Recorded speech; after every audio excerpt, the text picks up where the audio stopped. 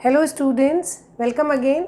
आज की अपनी इस क्लास में हम यूनिफॉर्म प्लेन वेव के डिस्कशन को कंटिन्यू करेंगे और जनरल वेव इक्वेशन को डिराइव करेंगे, जो कि जनरलाइज्ड एक एक्सप्रेशन है इलेक्ट्रोमैग्नेटिक वेव का हर किसी भी तरह के मीडियम में वेव प्रोपोगेशन के रिप्रेजेंटेशन के लिए। फिर इस जो हमारी आज जो जनरल वेव इक्वेशन डिराइव होगी, उस जनरल वेव इक्वेशन के साथ हम अलग अलग मीडियम में जो कंडीशंस हैं उनको स्टडी करेंगे। जैसे कि अगर ये यूनिफॉर्म प्लेन वेव डाइलेक्ट्रिक में ट्रेवल करती है तो क्या कंडीशंस होंगी, अगर ये आपकी यूनिफॉर्म प्लेन वेव एक कंडक्टर में ट्रेवल कर रही है तो क्या कंक्लूजन्स रहेगा, एज वेल एज अगर ये एक लॉसी डाइलेक्ट्रिक मटेरियल में ट्रेवल कर रही है तो क्या कंक्लूजन्स रहेंगे। और ये जो कंक्लूजन्स हैं वो एग्जामिनेशन पॉइंट ऑफ व्यू से बहुत इम्पॉर्टेंट है। तो उन सब को पढ़ने के लिए हमें पहले जनरल वेव इक्वेशन को डिराइव करना होगा। ठीक है, हमने ये पढ़ा कि जब हमारा जो इनपुट सिग्नल है वो अगर एक साइनोसॉइडल वेरिएबल सिग्नल है तो वो जो भी इन्फ्लुएंस एनवायरनमेंट में क्रिएट करेगा, इलेक्ट्रिक फील्ड एक time variable electric field generate होगा। टाइम वेरिएबल इलेक्ट्रिक फील्ड अपने सराउंडिंग में एक time variable magnetic field generate करता है, और वो जो आपका कंसोलिडेटेड फिनोमिना है उसे आप यूनिफॉर्म प्लेन वेव कह सकते हैं। अगर इक्वी पोटेंशियल पॉइंट अगर इक्वी फेज पॉइंट्स और इक्वी एम्पलीट्यूड पॉइंट्स एक ही प्लेन में अगर एग्जिस्ट करते हैं तो उसे आप यूनिफॉर्म प्लेन वेव बोलते हैं। वेव का general phenomena means transmission of energy. ये थी समरी जो हम अपने यूनिफॉर्म प्लेन वेव के इंट्रोडक्शन में डिस्कस कर चुके हैं। यूनिफॉर्म प्लेन वेव में जो हमारा इलेक्ट्रिक फील्ड है वो एक साइनोसॉइडल वेरिएशन को रिप्रेजेंट करेगा। हमारा जो इलेक्ट्रिक फील्ड है उसका एक एम्पलीट्यूड रहेगा, एक फ्रीक्वेंसी के साथ वो वेरी करेगा, और एक फेज कांस्टेंट रहेगा जो कि डिस्टेंस के साथ भी फेज चेंज को रिफ्लेक्ट करता है। Electric field is a function of time as well as distance when we are discussing the uniform plane wave. तो ये हमने a cos of omega t minus beta z ax, it means ये एक positive z direction में travel करने वाली uniform plane wave से associated electric field है जो कि x डायरेक्शन में या x कंपोनेंट को रिप्रेजेंट कर रहा है। Beta is the phase constant and omega is the angular frequency of this electric field that is changing sinusoidally. ये थी समरी। ठीक है, तो यहाँ पे हमारा अब जो सिग्नल है, जो इलेक्ट्रिक फील्ड है जिसे हम एज एक वेव रिप्रेजेंटेशन के लिए पढ़ रहे हैं, वो एक साइनोसॉइडल सिग्नल है। हमने टाइम वेरिएबल फील्ड के लिए जनरल वेव इक्वेशन को डिराइव करने से पहले थोड़ा सा हमें फास्ट रिवीजन करना होगा अपने प्रीवियस कॉन्सेप्ट्स का, और इन सब को लेते हुए हम जनरल वेव इक्वेशन जो है वो डिराइव करके अपने पास रखेंगे और वन बाय वन उसके स्पेशल केसेस को डिस्कस करते जाएंगे। Maxwell equation for time varying fields हमने क्या पढ़ी थी? Curl of E is minus dB by dt, curl of H is J plus d delta D by dt। ये है आपकी कंडक्शन करंट डेंसिटी, ये है आपकी इलेक्ट्रिक फ्लक्स डेंसिटी, ये है आपकी magnetic flux density, electric field, magnetic field. Divergence of D will be rho v, ये है आपकी free charge volume charge density, and divergence of B will be zero. इसको कई बार आपने divergence of H will be zero ऐसे भी लिखा है। बी इक्वल्स टू क्या रहता है? Mu H. Mu is the permeability of the medium with the unit henry per metre. आप फ्री स्पेस के लिए म्यू नॉट को लिखते हैं, mu naught equals to 4 pi into 10⁻⁻⁷। Similarly D will be epsilon E. Epsilon is the permittivity of the medium with unit farad per metre. 1/4 pi epsilon naught is 9 into 10⁻⁹। okay, as well as J is rho E. Rho is the conductivity of the medium with unit mho। तो यहाँ पे ये सारी summary है। ये medium, ये जो mu E और रो है, ये आपके मीडियम के कैरेक्टरिस्टिक्स को बताते हैं। अगर आपका मीडियम एक लीनियर आइसोट्रोपिक होमोजीनियस मीडियम है, व्हाट डज इट मीन कि ये जो आपके पैरामीटर्स हैं, परमेबिलिटी, परमिटिविटी और कंडक्टिविटी, अलग अलग केस में, यहाँ पे मैग्नेटिक मटेरियल के केस में परमिटिविटी, यहाँ पे डाइलेक्ट्रिक के केस में परमिटिविटी और यहाँ पे कंडक्टर के केस में कंडक्टिविटी, तीनों ये जो इनकी कैरेक्टरिस्टिक्स है जो मीडियम को स्पेसिफाई कर रही हैं, ये कैरेक्टरिस्टिक्स अगर आपकी इस तरह से कहा जाता है कि आपका एक लीनियर मीडियम है। व्हाट डज इट मीन कि आपकी जो कंडक्टिविटी है, परमेबिलिटी या परमिटिविटी है, वो फील्ड पे डिपेंडेंट नहीं है। बी और एच लीनियरली वेरी कर रहे हैं, mu is not a function of H, तो आप उसे लीनियर मैग्नेटिक मटेरियल बोलेंगे या लीनियर डाइलेक्ट्रिक मटेरियल बोलेंगे। आइसोट्रोपिक का मतलब आपका जो मैग्नेटिक फ्लक्स या इलेक्ट्रिक फ्लक्स जो जनरेट हो रहा है और जो इलेक्ट्रिक फील्ड है वो एक ही लाइन में है, पैरेलल है। और होमोजीनियस का क्या मतलब है? होमोजीनियस का मतलब यह है कि स्पेस के साथ आपका जो मीडियम है उसकी कैरेक्टरिस्टिक्स, उसकी जो भी स्पेसिफिकेशंस है, परमिटिविटी, वो स्पेस के साथ चेंज नहीं हो रही है, वो through out the space constant है।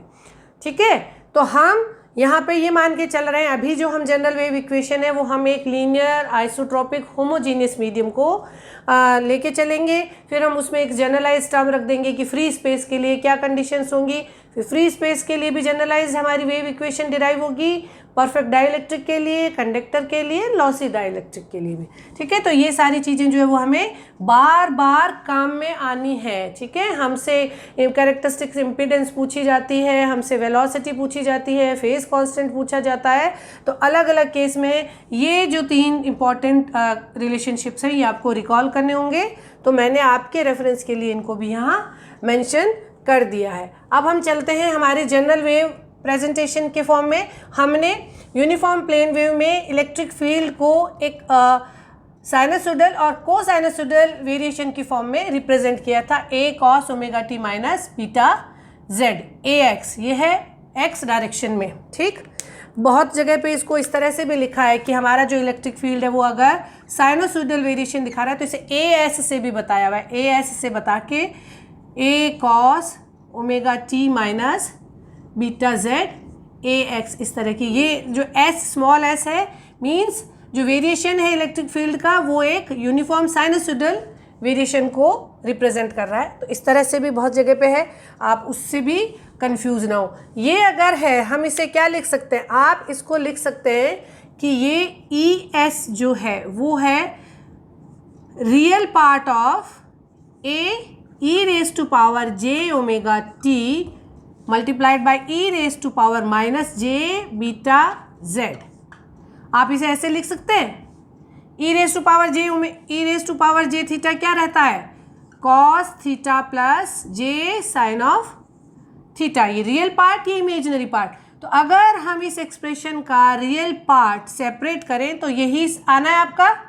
ठीक है, तो ES को हम लिख सकते हैं, this is real part of a e raise to power j omega t e raise to power minus j beta z ax। मैंने 2 अलग अलग कंपोनेंट्स में इसको सब डिवाइड कर लिया है। अगर हम इस साइनसोइडल वेरिएशन को टाइम के रेस्पेक्ट में अगर हम डिफरेंशिएट करें, हम e बाई डेल t अगर कैलकुलेट करें तो हम क्या करेंगे, this will be real part of d by dt, a e raise to power j omega t e raise to power minus j beta z ax। अलग अलग representation आपको मिल सकते हैं, ये ax नोटेशन में नहीं हो सकता, केवल साइनसोइडल भी दिखाया हो सकता है, किसी ने ये a एम्पलीट्यूड को नहीं लिया है। अलग अलग टेक्स्ट बुक्स पे आपको अलग अलग रिप्रेजेंटेशन मिल सकता है। हम एक जनरल डिस्कशन कर रहे हैं कि किस तरीके से अगर हमारा इलेक्ट्रिक फील्ड साइनसोइडल वेरिएशन को होल्ड कर रहा है तो वो किस अलग अलग फॉर्म में भी लिखा जा सकता है और हम अपनी जनरल वेव इक्वेशन को कैसे डिराइव करें। तो आप इसे लिख सकते हैं, अगर आप इसको टाइम के रेस्पेक्ट में डिफरेंशिएट करेंगे तो ये क्या हो जाएगा, ये रियल पार्ट आप ऐसे ही चलने चाहिए, डेल बाय डेल टी, ये हो जाएगा a और ये हो जाएगा j omega e raise to power j omega t dot e raise to power minus j beta z ax। Okay, तो यहाँ पे आप ये देख रहे हैं कि अगर आपने अपने इलेक्ट्रिक फील्ड को टाइम के रेस्पेक्ट में अगर आपने डिफरेंशिएट किया है तो आपने क्या किया, आपको j ओमेगा टर्म एक्स्ट्रा मिल गई, तो del E s by del t is nothing but j omega E s, है ना। ये आपका ई एस है सारा। आपने जब इसको टाइम के रेस्पेक्ट में डिफ्रेंशिएट किया तो you are multiplying your expression by j s, ठीक है। एक एक्सप्रेशन आप इस तरह से इसको रख सकते हैं। इसी तरीके से अगर आप del H s by del t आप अगर परफॉर्म करेंगे तो आपको ये इसी तरह से मिल जाएगा J omega H S, okay. Sinusoidal variation अगर आपके इलेक्ट्रिक फील्ड और मैग्नेटिक फील्ड में है तो when you are differentiating it with respect to time, you are simply multiplying the original field with j omega term। तो ये conclusion आप एक बार निकाल के साइड में रख लें। इस कंक्लूजन के बाद हम मैक्सवेल की general equation time variable field के लिए कंसिडर करते हैं और वहाँ पे अपना जो साइनसोइडल इलेक्ट्रिक फील्ड है उसे रख के जनरल वेव इक्वेशन डेरिवेशन की तरफ प्रोसीड करते हैं, ठीक है। तो यहाँ पे हमने ये क्या लिख रखा है, हमने लिख रखा है क्या कंक्लूजन है हमारी पहली इक्वेशन क्या बता रही है, curl of E will be minus d B by D t, that can be minus B को आप क्या लिखेंगे म्यू एच, ओके। इसको आप लिख सकते हैं minus mu d H by D t, okay. D H by d t क्या है, H मीन्स यहाँ पे अभी आप साइनसोइडल वेरिएशन का इलेक्ट्रिक फील्ड है, साइनसोइडल वेरिएशन का मैग्नेटिक फील्ड हम जनरल केस कंसिडर कर रहे हैं। आप इसे क्या लिखेंगे, इसे आप लिखेंगे जे ओमेगा, तो आप कर्ल ऑफ इलेक्ट्रिक फील्ड क्या आ जाएगा माइनस म्यू जे ओमेगा एच एस, ओके। यहाँ पे ये एस स्मॉल एस, ये जो स्मॉल एस है ये बता रहा है कि हमारे वेरिएशन साइनसोइडल फॉर्म में हो रहे हैं। आपने क्या लिखा, curl of E will be J minus J omega mu H s, ठीक है। एक इक्वेशन आप, या ये अगर हमारी ये दोनों जो अगर हमारे एक कंक्लूजन थे, ठीक, तो ये हमारी सेकंड एक कंक्लूजन भी हमारे पास आ गया। इसे रख के अब आप इस इक्वेशन में दोनों तरफ और कर्ल कैलकुलेट करें। आप इस तरह से करें, curl of E cross E S, okay. इस इक्वेशन का दोबारा आप कर लेंगे तो ये क्या लेंगे minus J omega mu curl of H S, ये सब तो कांस्टेंट है, ठीक है ना। यहाँ पे हमारा जो मीडियम है वो हमने होमोजीनियस ट्रीट किया है तो हमारी परमेबिलिटी वगैरह सब कांस्टेंट है। तो जब आप इस इक्वेशन में कर्ल निकालेंगे तो curl of H S he calculate करेंगे, दोनों तरफ दोबारा कर्ल लेने पे आपको ये इक्वेशन मिलती है, ठीक है। अब आप अगर वेक्टर आइडेंटिटी यूज करें that says curl of A will be del of divergence of A minus del square of A, इस तरह से रहता है। इस बेसिक वेक्टर आइडेंटिटी को यूज करके अगर हम ऐसे बोलें तो ये यहाँ पे क्या हो जाएगा, curl of E will be del of divergence of E minus del square of E will be minus J omega mu curl of H s, ठीक है। ये हमारी इक्वेशन हुई। यहाँ आप एक बात ध्यान दीजिए कि अगर हम फ्री स्पेस की बात करें या हमारा एक लॉसी और या परफेक्ट डाइलेक्ट्रिक मटेरियल है, कंडक्टर है, अगर हम free charge volume charge density उस केस में हमारी ज़ीरो अगर हम कंसिडर करते हैं तो this equations becomes divergence of E will be zero if we consider volume charge density rho v equals to zero, okay. If you have not place volume charge density over the medium then this will make divergence of E will be zero. अगर divergence of E will be zero है और आप इसे zero treat करेंगे तो आपका ये equation क्या हो जाएगा, यहाँ पे हो जाएगा minus del square E will be minus J omega mu curl of H, okay. Curl of H को आप यहाँ से कनेक्ट करेंगे J plus del D by D T से, ओके। ये माइनस साइन को भी आप रिमूव कर सकते हैं। तो यहाँ पे आपका क्या आ गया, del square E S, okay. ये small S is representation of sinusoidal variation in electric field will be j omega mu. Now place the value of curl of h. Curl of h will be j plus del d by dt. Okay, you can rewrite it. Del square es will be j omega mu. j को आप लिखेंगे रो e s plus इसे आप लिखेंगे epsilon del E by del t. Okay, d equals to epsilon E del E by del t. अभी हमने क्या निकाला, j ओमेगा ई एस. तो मैं यहाँ पे भी इसको रिप्लेस कर देती हूँ और रिप्लेस करके ये इक्वेशन क्या बन जाएगी, ये इक्वेशन आपकी बन जाएगी del square E s will be j omega mu rho E s plus epsilon j omega E S. Okay, ठीक है ना. यही सब किया हम केवल एक स्टेप बाय स्टेप कंटिन्यूटी में सब वैल्यूज़ को रिप्लेस करके जनरलाइज वेव इक्वेशन निकाल रहे हैं.